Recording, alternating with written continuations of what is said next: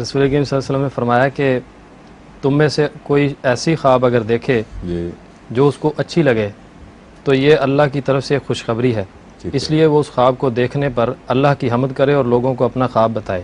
ٹھیک ہے اور دوسری روایت یہ ہے کہ ایسی خواب صرف اپنے دوستوں کو بیان کرے، ٹھیک ہے اور جب وہ کوئی برا خواب دیکھے تو شیطانی خواب ہوگا ٹھیک ہے تو اس کے شر سے خدا کی پناہ مانگے ٹھیک اور اس کے سامنے اسے اور کسی کے سامنے اسے بیان نہ کرے۔ ٹھیک۔ اگر وہ ایسا کرے گا تو اس کے شر سے محفوظ رہے گا۔ یہ جو روایت کرنے والے کے الفاظ ہیں اس میں کچھ احتیاط کی کمی لگ رہی ہے مجھے، کیونکہ اگر اس بات کو اسی طرح مانا جائے جو حدیث کے الفاظ بتاتے ہیں تو یہ مطلب ہے کہ اللہ تعالیٰ کی طرف سے کبھی بھی انذار نہیں آتا، جب بھی انذار آتا ہے شیطان کی طرف سے آتا ہے۔ یہ درست نہیں ہے۔ قرآن کریم قطعی طور پر اس کے خلاف گواہی دے رہا ہے۔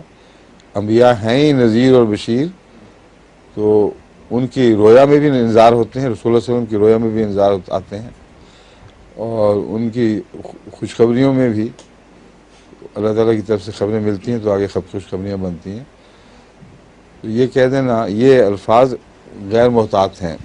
دراصل حضرت صلی اللہ علیہ وآلہ وسلم جو فرما رہے ہیں وہ یہ بات ہے کہ نفس میں سے بہت سے ایسے گھنونے اور ڈراؤنے خواب اٹھ کھڑے ہوتے ہیں، اور یہاں شیطان سے مراد نفس ہے۔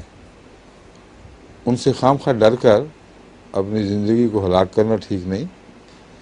ہر وقت زندگی کو ہلاک کرنا ان معنوں میں نے دیکھا ہے بعض لوگ خوابوں سے ڈر ڈر کے پاگل ہو جاتے ہیں، اور مجھے چونکہ چٹھیاں لکھتے رہتے ہیں خوابوں کے متعلق تو اس لیے میں جانتا ہوں، میں لفظ زیادہ بظاہر سخت استعمال کیا لیکن سخت نہیں ہے، واقعتاً زندگیاں برباد ہو جاتی ہیں لوگوں کی۔ تو حضور صلی اللہ علیہ وسلم سہارا دیتے ہیں، فرماتے ہیں کہ تم خام خواہ اپنے ڈراؤنے خوابوں کو اتنی اہمیت دو کہ پاگل ہی ہو جاؤ، یہ درست نہیں ہے۔ نفس کا ایک شیطان لگا ہوا ہے ساتھ، وہی خوابیں بنا بنا کے دکھاتا رہتا ہے۔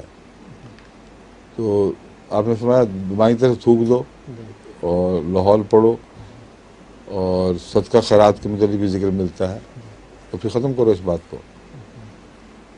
پھر خوابوں کے بعد بعض جو اللہ تعالیٰ کی طرف سے انذاری رویا ہوتی ہیں وہ الگ مضمون ہے، وہ روزمرہ کی عام جو اضغاث احلام ہیں ان سے مختلف ہوتی ہیں۔ ان کا انذار اول تو لپٹا ہوا ہوتا ہے ایسے کلام میں کہ عام آدمی کو سمجھ بھی نہیں آتا بعض دفعہ، اور وہ جو اہل علم ہے ان کو پہچان ہوتی ہے، اس کو شیطانی خواب نہیں کہا جا سکتا۔